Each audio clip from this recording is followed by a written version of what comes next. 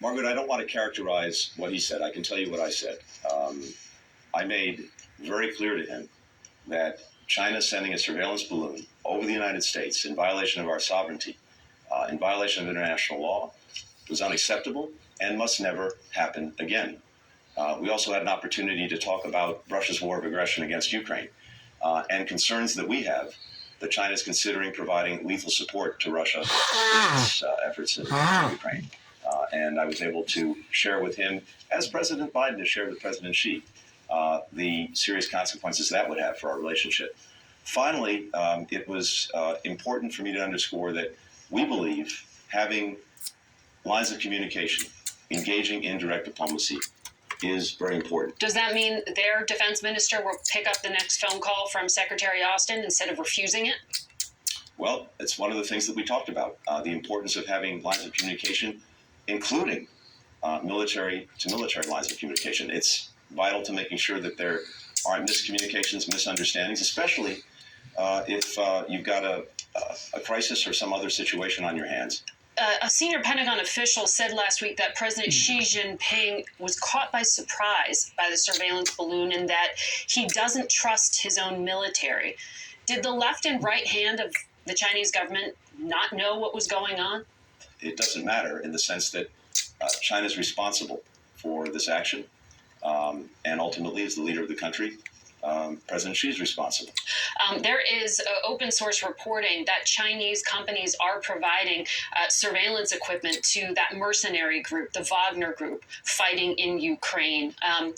Does the U.S. consider this to be providing military support to Russia? We've been concerned from day one about that possibility. And to date, we have seen Chinese companies, and of course in China there's really no distinction between private companies and the state. We have seen them provide non-lethal support to Russia for use in Ukraine. The concern that we have now is based on information we have that they're considering providing lethal support. And we've made very clear to them that that would cause a serious problem for us and in our relationship. Lethal support. What would that entail? What do you think? Weapons. That's ammunition. That's primarily weapons. Primarily. There's a whole gamut of things that fit in that category, everything from ammunition to the weapons themselves.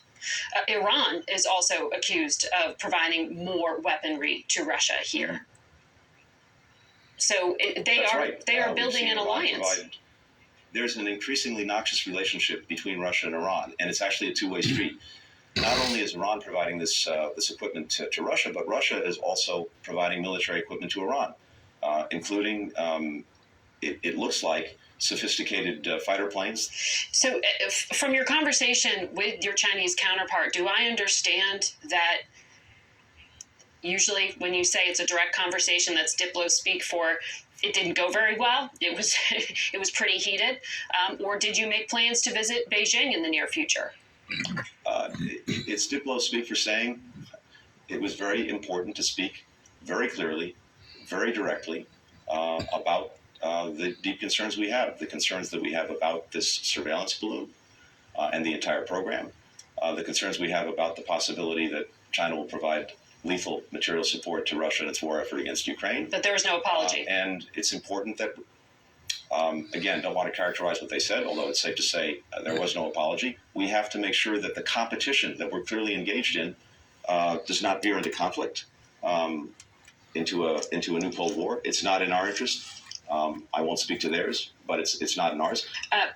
In terms of Russia's war, 97% of its military is already engaged in this fight in Ukraine, according to the UK. But they have substantial air power they haven't tapped into yet. Do you see evidence that Russia is preparing an aerial attack on Ukraine? Russia's losses have been horrific. You're right that 97% or so of their ground forces have been engaged in this war, which is extraordinary. And the losses to date have been horrific. Public figures suggest 200,000 casualties. That is a combination of those killed and those wounded. The destruction of their war machine itself, the tanks, the armored vehicles, the missile launchers, etc.